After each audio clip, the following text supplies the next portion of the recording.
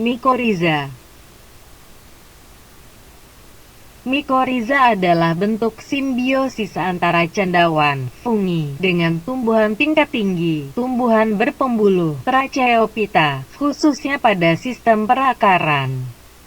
Sebutan mycorrhiza biasanya adalah untuk simbiosis cendawan yang menginfeksi akar tumbuhan. Bentuk simbiosis ini terutama adalah simbiosis mutualisme. Meskipun pada beberapa kasus dapat berupa simbiosis parasitisme lemah. Mycorrhiza is a form of symbiosis between fungi and higher plants, vascular plants, Tracheophyta, especially in the root system. The term mycorrhizae usually refers to a symbiosis of a fungus that infects plant roots. This form of symbiosis is primarily a symbiosis of mutualism, although in some cases it can be a symbiosis of weak parasitism. Mycorrhiza merupakan gejala umum pada perakaran tumbuhan. Sekitar 90% suku tumbuhan, mencakup sekitar 80% spesies tumbuhan, memiliki asosiasi simbiotik ini. Catatan fosil menunjukkan asosiasi ini telah ada sejak zaman karbon. Nama mycorrhiza adalah serapan dari istilah bahasa Inggris mycorrhiza, yang juga bentukan dari dua kata bahasa Yunani kuno. Mycos jamur, dan rhiza akar.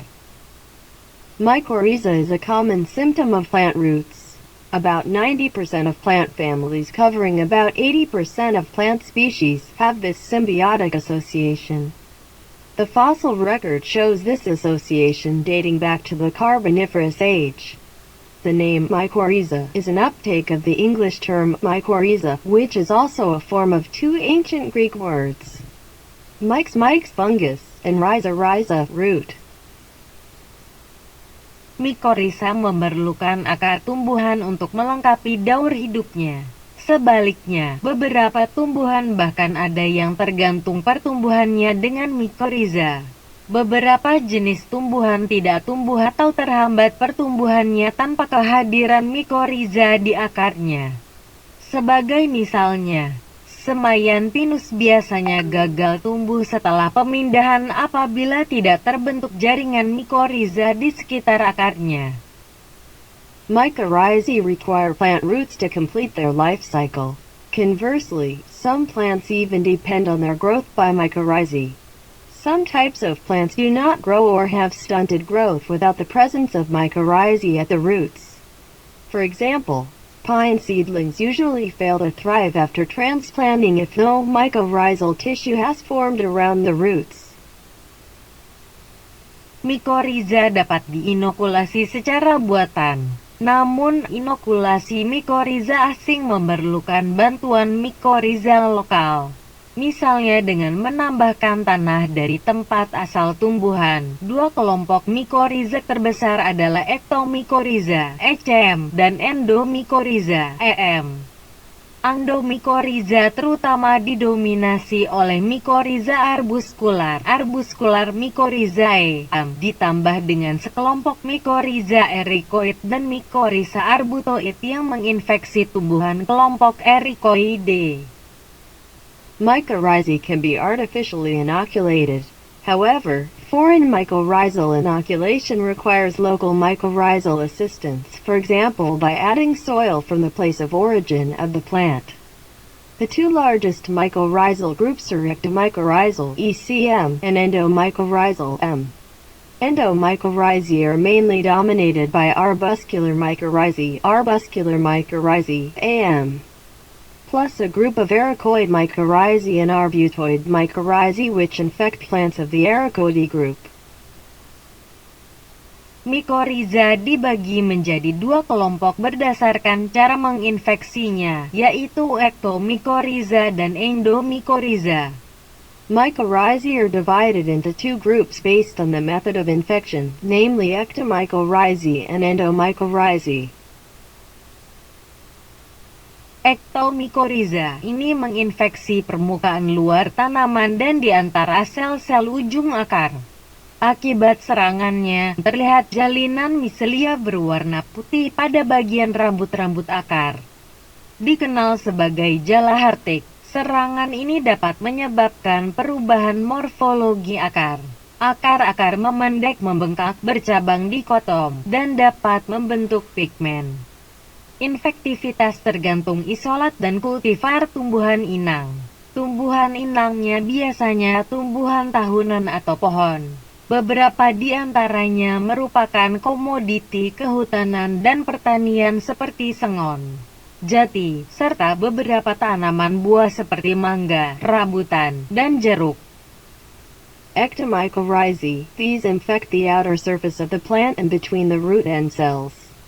As a result of the attack, a white mycelial strand is visible on the root hairs known as Hartig's mesh. This attack can cause changes in root morphology. Roots shorten, swell, branch dichotomies, and can form pigments. The infectivity depends on the isolating cultivar of the host plant. The host plants are usually perennials or trees. Some of them are forestry and agricultural commodities such as sengan, teak, and several fruit crops such as mango, rambutan, and oranges. Endomycorrhiza ini menginfeksi bagian dalam akar, di dalam dan di antara sel-sel ujung akar. Hifa masuk ke dalam sel atau mengisi ruang-ruang antar sel. Jenis mycorrhiza ini banyak ditemukan pada tumbuhan semusim yang merupakan komoditi pertanian penting, seperti kacang-kacangan, padi, jagung, beberapa jenis sayuran dan tanaman hias. Infeksi ini tidak menyebabkan perubahan morfologi akar, tetapi mengubah penampilan sel dan jaringan akar. Endomycorrhizae. This infects the inside of the root, within and between the end root cells. The hyphae enter the cell or fill the intercellular spaces. This type of mycorrhizae is found in seasonal plants which are important agricultural commodities, such as beans, rice, corn, several types of vegetables, and ornamental plants. This infection does not cause changes in root morphology, but changes the appearance of root cells and tissues. Mekanisme penyerapan fosfor oleh mycorrhiza. Phosphorus absorption mechanism by mycorrhizae. 1. Pengaruh mycorrhiza pada ketersediaan dan penyerapan unsur hara.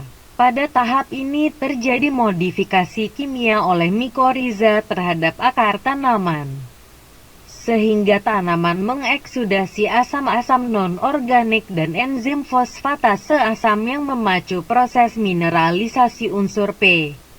Eksudasi akar tersebut terjadi sebagai respon tanaman terhadap kondisi tanah yang kahat P, yang mempengaruhi kimia rhizosfer. 1. Effective mycorrhizae on nutrient availability and absorption.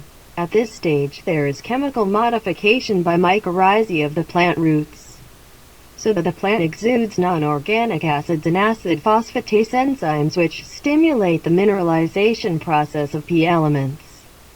The root exudation occurs as a plant response to P-deficient soil conditions, which affects the chemistry of the rhizosphere. 2. Perpendekan jarak difusi oleh tanaman bermycorrhiza. Mekanisme utama bagi pergerakan P ke permukaan akar melalui difusi yang terjadi akibat adanya gradien konsentrasi, serta merupakan proses yang sangat lambat.